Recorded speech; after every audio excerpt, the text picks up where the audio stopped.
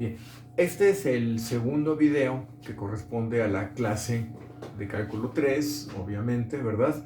Del 13 de abril de este año de la epidemia esta en la que estamos, ¿verdad? Va a ser recordado por eso, el 2020, sin duda alguna.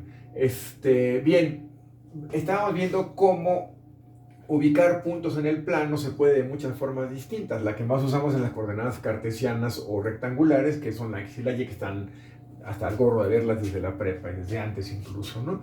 Pero una forma alternativa de representar puntos en el plano es con un ángulo. Yo defino una línea y un punto, que se llama el eje principal y el polo, ¿verdad? Y defino un ángulo y una R. Entonces, dado un ángulo y una R, el punto puede perfectamente quedar representado.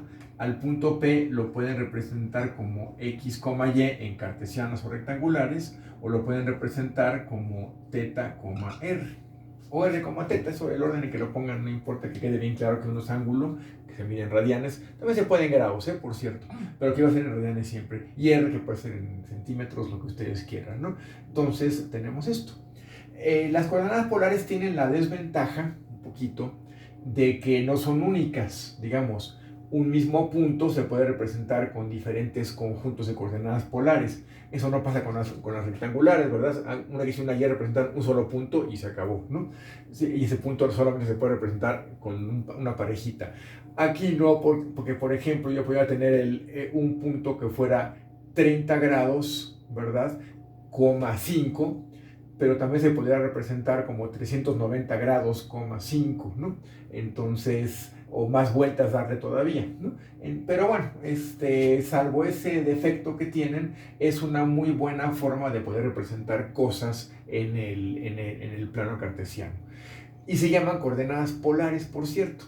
Y se puede pasar de cartesianas a polares o de polares a cartesianas. Si tengo X y Y, puede encontrar R y θ de esta forma. Si tengo R y θ, puede encontrar X y Y de estas formas, ¿no? Pasar de unas a las otras, ¿no? Es muy sencillo el asunto, ¿no? Ahora, en objetos que tengan simetría así muy central, se describen más fácilmente con coordenadas polares que con cartesianas. Tienen muchas ventajas ese sistema de coordenadas, que es lo que vamos a usar para hacer varias cosas, ¿no? Representar ciertos objetos, ¿no? En el plano. Curvas, circunferencias, rectas, etcétera, se pueden representar en coordenadas polares, ¿no? De una manera simple. No es un curso completo de coordenadas polares, simplemente estamos introduciéndolas, que sepan lo mínimo posible para que lo podamos aplicar a integrales, porque se puede dedicar a unas coordenadas polares un buen rato, ¿no? Ver muchas curvas, muchas transformaciones, etcétera, pero no es el caso ahorita, ¿no? Entonces, bueno, coordenadas polares, y vamos a aprender, antes de entrar a las integrales, a representar ciertos objetos que nos van a ser importantes para describir regiones. Justamente cuando integremos hay que describir regiones, ¿no? Entonces va a ser muy importante eso. Entonces, por ejemplo, en coordenadas polares, voy a pintar los ejes de todas formas acá, ¿verdad? Una circunferencia de radio R con centro en el origen se describe muy fácilmente, ¿verdad?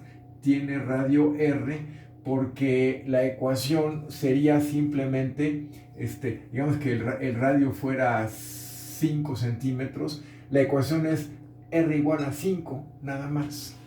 ¿Por qué? Porque θ no importa, el chiste es que la R sea 5. ¿Cuáles son todos los puntos del plano cuya R es 5? Y θ no importa. Pues circunferencia centro del origen de radio 5. Entonces se describe de una manera muy sencilla una circunferencia con centro del origen. O R igual a 7, R igual a 9, R igual a lo que quieran. Mientras que en coordenadas cartesianas o rectangulares sería x cuadrada más y cuadrada igual a 25, la ecuación de ese objeto. Es mucho más simple la ecuación en polares y no aparece la θ, de hecho, ¿no? Sería el asunto, ¿no? Son ecuaciones muy sencillas. Entonces, las circunferencias de este tipo, con centro en el origen, se describen muy fácilmente en coordenadas polares. R igual a una cierta cosa de que es el radio, justamente, ¿no? De la circunferencia. y teta no aparece aquí la teta, ¿no? Y lo mismo, rectas que salgan del origen, ¿verdad? Una recta que sale del origen se va a representar, por ejemplo, que está aquí a, por ejemplo, pi sextos del ángulo, sería que teta es igual a pi sextos y r es la que ustedes quieran. Entonces, son ecuaciones muy sencillas, las rectas que salen del origen, se llaman rayos, ¿verdad? Como voy a considerar r positiva, nada más es la mitad de la recta, ¿verdad? Entonces, ¿cuáles son los puntos del plano que cumplen que teta es igual a pi sextos y r no importa? Pues estos. Ahora r puede ser lo que ustedes quieran, realmente, ¿no? Entonces, el equivalente más sencillo de coordenadas polares serían rectas que salen del origen, se escriben de una manera muy fácilmente. En la ecuación no aparece r. Y circunferencia concepto del origen empezarían con r igual a una constante y no aparece teta, ¿no? Digamos que son las ecuaciones más sencillas posibles. Circunferencia concepto del origen, r igual a constante. Rectas que salen del origen, ¿verdad? Su ecuación es simplemente teta igual a una constante. Entonces tendríamos eso en coordenadas polares. Digamos, el equivalente tan sencillo en coordenadas de las otras, de las cartesianas, las rectangulares, si ustedes tienen, aquí lo voy a poner, x igual a una constante, son rectas verticales, ¿verdad? Mientras que y igual a una constante son rectas horizontales.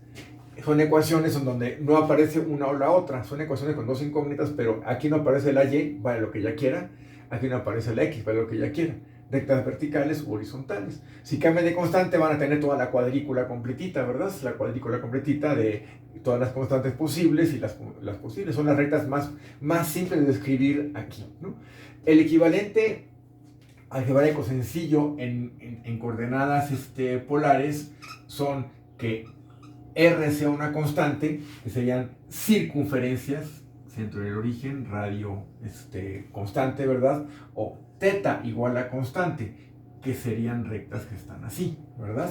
Entonces, si ustedes varían las constantes, van a obtener, en lugar de una cuadrícula, ¿verdad? Que son un montón de rectas horizontales y verticales, van a tener un montón de circunferencias concéntricas y un montón de rectas que salen del origen, ¿verdad? Entonces quedaría nuestra, digamos, en lugar de cuadrícula quedaría una cosa como así, llena de circunferencias y llena de rectas, ¿verdad? Que ya me describen, cada punto tendría su representación con un ángulo y una distancia, ¿verdad? Quedaría así.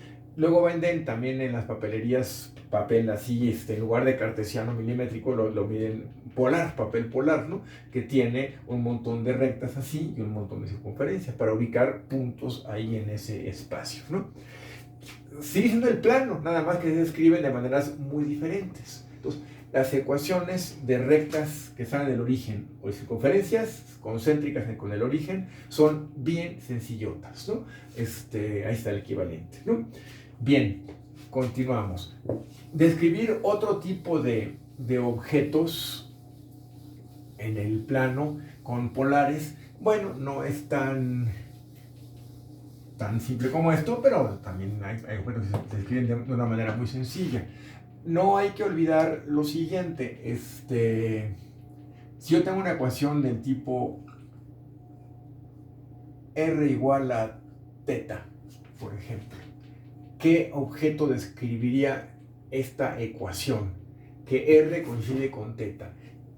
Aquí hay que pensar polarmente, es decir, que hay un ángulo. Tengo aquí el plano, ¿verdad? El plano, los ejes, pero me interesa el eje del ángulo. Para cada ángulo hay una r, ¿no? R queda en función del ángulo. Teta igual a 0 da 0. Si teta es un radián, va a quedar 1, etcétera, etcétera. Entonces es algo que va como aumentando así. Mientras más aumenta el ángulo, más aumenta la R. Es una espiral. Hay muchos tipos de espirales con logaritmos, con exponenciales, muy cerradas, muy abiertas, pero esta ecuación en coordenadas cartesianas puede quedar muy complicada. En polares es muy simple, ¿sí? Al aumentar el ángulo, aumenta la R. Al aumentar el ángulo, aumenta la R. Se va alejando el punto, entonces me da una espiral, por ejemplo, ¿no? Entonces tendríamos este tipo de cosas, ¿no? Bien, no olvidar que las ecuaciones de transformación son muy importantes. R coseno de teta, y es igual a R seno de teta. Y también hay que van al revés, pero vamos a usar más estas. Es muy bueno recordar que x cuadrada más y cuadrado me va a dar siempre r cuadrada, ¿verdad? Siempre, que al elevar al cuadrado esta y esta van a quedar r cuadrado coseno cuadrado más r cuadrado seno cuadrado, eso es r cuadrado.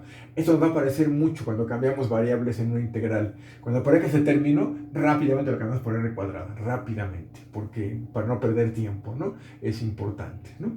Moverle de esa manera, ¿no? Las coordenadas polares. También se pueden describir regiones con coordenadas polares. Regiones, por supuesto, obviamente con desigualdades.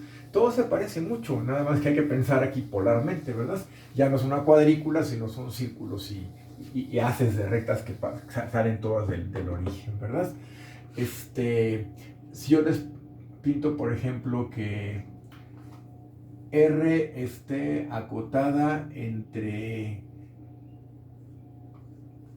pi cuartos y pi medios, por ejemplo, y que no, me estoy equivocando, entre 1 y 2, y que la teta esté acotada entre pi cuartos y pi medios. ¿Qué puntos del plano satisfacen eso? Pues muy sencillo. Teta va a estar entre pi medios y pi cuartos, es decir, entre pi cuartos, que es esta, teta igual a pi cuartos, es esa recta, ¿verdad? Teta igual a pi medios, que es esta otra recta. Entonces, mi región está contenida acá, ¿verdad? Pero además la R está entre 1 y 2, entonces la R va a estar entre R igual a 1 y R igual a 2. Esta región es este pequeño sector circular, ¿verdad? Un pedazo entre dos círculos, ¿no? Esa sería la idea, ¿no? Repito, esta es teta igual a pi cuartos. Esta recta es teta igual a pi medios. Esta circunferencia es R igual a 1. Esta circunferencia es R igual a 2. Entonces hemos escrito esa región en coordenadas polares, ¿no? Se pueden escribir regiones, ecuaciones, etcétera, etcétera, ¿no? Bueno, entonces eso hay que recordarlo muy bien. Lo último que quiero que sepamos muy bien de coordenadas polares es lo siguiente. Rectas que sean verticales o horizontales, que esas ecuaciones están mucho más lindas en cartesianas, en rectangulares, pero de todas formas nos van las vamos a usar aquí también, entonces hay que saberlas utilizar también, ¿no? Y sus ecuaciones son bastante sencillas por lo siguiente. Digamos que una recta horizontal, ¿verdad? Lo que tenemos es que y es igual a una constante. Eso en las coordenadas cartesianas de toda la vida, ¿verdad? Pero como y es r seno de teta igual a constante, va a quedar entonces que r es igual a c entre seno de teta es igual a c por la cosecante de teta. La pueden poner así o así. Entonces, la ecuación r igual a c por cosecante de teta son rectas horizontales. Y lo mismo, esto es c, ¿verdad? Una recta vertical, también en c, ¿verdad? Su ecuación sería x igual a c. En coordenadas polares cambiamos x por r coseno de teta igual a constante, o sea, r igual a constante entre el coseno de teta. Por lo tanto, esto es igual a c por la secante de teta. Teníamos esas ecuaciones. Toda ecuación de una curva en polares va a quedar r como función de teta. Para cada teta hay una r. Entonces hay ecuaciones más complicadas que otras. Ya vimos la espiral, circunferencias, Te quedan etc. 30 segundos. Entonces, cualquier cosa es una curva en esto. Las rectas se escriben bien fácilmente con secante y con cosecante. Entonces, vamos avanzando en nuestro estudio de las polares. Hay que practicar todo esto. Nos vemos en el siguiente video.